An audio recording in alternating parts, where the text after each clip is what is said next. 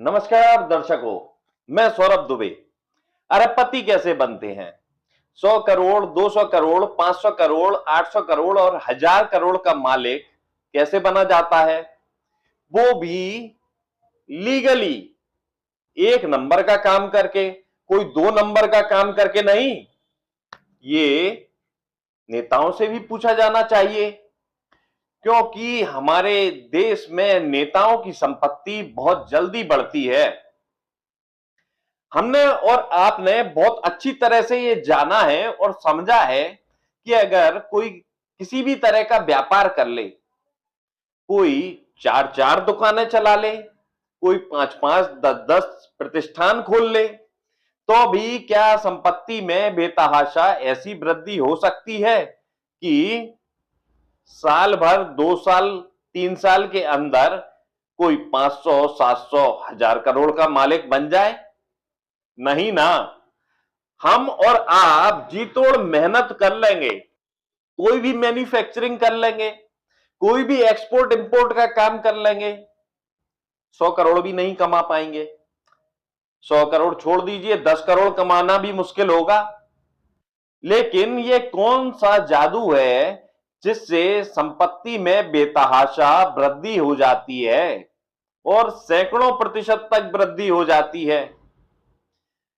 हालांकि खबर दिल्ली चुनाव से जुड़ी हुई है, लेकिन हमारे ये सवाल जो हैं वो यक्ष हैं। देश की जनता भी यही सवाल पूछना चाहती है। महत्वपूर्ण ये कि आम आदमी पार्टी के नेता सौरभ भारद्वाज ने सवाल पूछे हैं प्रवेश वर्मा से। प्रवेश वर्मा भारतीय जनता पार्टी के नेता हैं और दिल्ली में अरविंद केजरीवाल के खिलाफ चुनाव लड़ रहे हैं। सौरभ भारद्वाज आम आदमी पार्टी के नेता हैं। उन्होंने कहा है कि ये कौन सा जादू है जिससे प्रवेश वर्मा की संपत्ति 645% तक बढ़ी है पिछले 5 सालों में। उन्होंने पूछा है कि साल 2019 में जब प्रवेश वर्मा ने लोकसभा चुनाव लड़ा था, तब भी उन्होंने अपनी संपत्ति का विवरण प्रस्तुत किया था निर्वाचन आयोग में, और अब दिल्ली विधानसभा चुनाव वो लड़ रहे हैं तो अब भी उन्होंने अपनी संपत्ति का विवरण प्रस्तुत किया है निर्वाचन आयोग में। तो दोनों की संपत्ति के विवरण का अगर प्रतिशत निकाला जाए तो खबर ये आई है कि 645% तक संपत्ति पिछले 5 साल में भारतीय जनता पार्टी के नेता और अरविंद केजरीवाल के खिलाफ चुनाव लड़ रहे भारतीय जनता पार्टी के प्रत्याशी प्रवेश वर्मा की बढ़ी है। लेकिन सवाल केवल इतना नहीं है कि सौरभ भारद्वाज ने पूछा है और प्रवेश वर्मा बताते हैं और बात यहीं खत्म हो जाती है। बात केवल यहां से शुरू हुई है। बात केवल प्रवेश वर्मा की नहीं, बात तमाम उन बड़े नेताओं की है या तमाम उन बड़े लोगों की है जो सत्ता के करीबी होते हैं और सत्ता के करीबी होने के बाद उनकी संपत्तियों में कई सैकड़ों गुना का कुछ ही सालों में इजाफा हो जाता है। आखिर ये कौन सा जादू है? क्या ये जादू किसी आम आदमी को नहीं दिया जा सकता? क्या ये जादू देश के करोड़ों लाखों लोगों को नहीं दिया जा सकता कि उनकी भी आर्थिक स्थिति बेहतर हो, उनका भी हैप्पीनेस इंडेक्स बढ़े, उनकी भी खुशियां बढ़ जाएं, उनके भी जीवन में हरियाली हो? हालांकि हमें पूरी उम्मीद है कि कोई राजनीतिक दल ये नहीं बताएगा, कोई नेता ये नहीं बताएंगी कि संपत्ति में इतने सारे वृद्धि कैसे होती है। लेकिन हम आपको बता देते हैं जो कुछ थोड़ी बहुत जानकारी हमें है। भ्रष्टाचार को भी हम कारण नहीं मान रहे।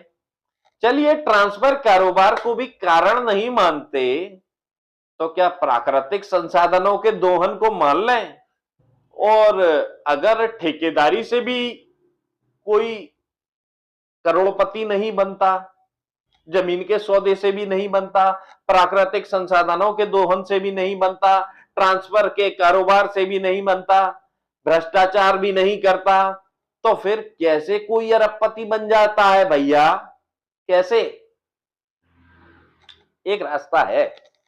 रास्ता यह भी है कि कैबिनेट के अगर निर्णय जो होने वाले हैं वो अगर पहले से किसी को मालूम हो तो क्या जल्दी धनपति नहीं बना जा सकता? मैं बता देता हूं, उदाहरण स्वरूप कहीं कोई विकास कार्य होना है, कहीं एयरपोर्ट बनना है, कहीं कोई नया स्टेशन बनना है, कहीं कोई नया मेडिकल कॉलेज बनना है, तो उसके लिए लोकेशन क्या होगी? ये अगर बड़े नेताओं को, जनप्रतिनिधियों को पहले से पता चल जाए तो आसपास की जमीनें क्या वो लोग नहीं खरीद सकते? और खरीदने के बाद क्या मुनाफा नहीं कमा सकते? मानकर चलिए कि अगर मुनाफा खुद ना भी कमाए तो क्या मुनाफा किसी को दिला नहीं सकते? और यदि आप किसी को मुनाफा दिलाएंगे तो आपका क्या कोई लाभ नहीं होगा? तो कैबिनेट की तो बहुत सारी ऐसे निर्णय होते हैं जिनके बारे में पहले से अंदाजा होता है। कम से कम आम लोगों को ना सही, लेकिन जनप्रतिनिधियों को तो अंदाजा होता है ना कि कहां क्या होने वाला है। और उसी अंदाजे के आधार पर क्या धन कुबेर नहीं बना जा सकता? हम आरोप नहीं लगा रहे केवल इस वजह से कि हमारे पास प्रमाण नहीं। ऐसे लोग आपको बहुत कम देखने के लिए मिलेंगे जो करोड़पति और अरबपति बन गए, लेकिन उन पर कभी कोई प्राकृतिक संसाधनों के दोहन के आरोप ना लगे हों। ऐसे लोग आपको देखने के लिए बहुत कम मिलेंगे जो करोड़पति तो बन गए लेकिन उनके ऊपर जमीन के घालमेल करने के आरोप ना लगे हों।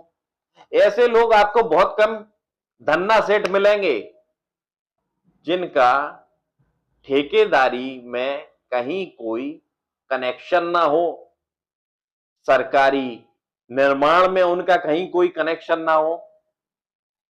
ऐसे लोग आपको बहुत कम धन्ना सेठ मिलेंगे जिनकी सरकार से करीबी ना हो। ऐसे लोग आपको बहुत कम करोड़पति मिलेंगे जिन पर या जिनके आसपास सगे संबंधियों पर भ्रष्टाचार के आरोप ना हो। ऐसे लोग करोड़पति होते हैं जो कि पूरी तरह से ईमानदार हैं या हों, लेकिन उनकी संख्या बहुत कम होती है। और संभव ये भी है कि उनके पीछे कोई कारण हो, उनकी अपनी मेहनत हो। हम सभी करोड़पतियों को संदेह के निगाह से नहीं देख रहे, ना ही सभी करोड़पति धन्ना सेठों पर आरोप लगा रहे हैं। अगर कोई ऐसा जादू हुआ है तो उसके बारे में तो पूछना पड़ेगा ना कि हमें भी ये जादू सिखला दीजिए, देश के दूसरे लोगों को भी सिखला दीजिए ताकि सबका भला हो। फिलहाल दीजिए इजाजत। नमस्कार।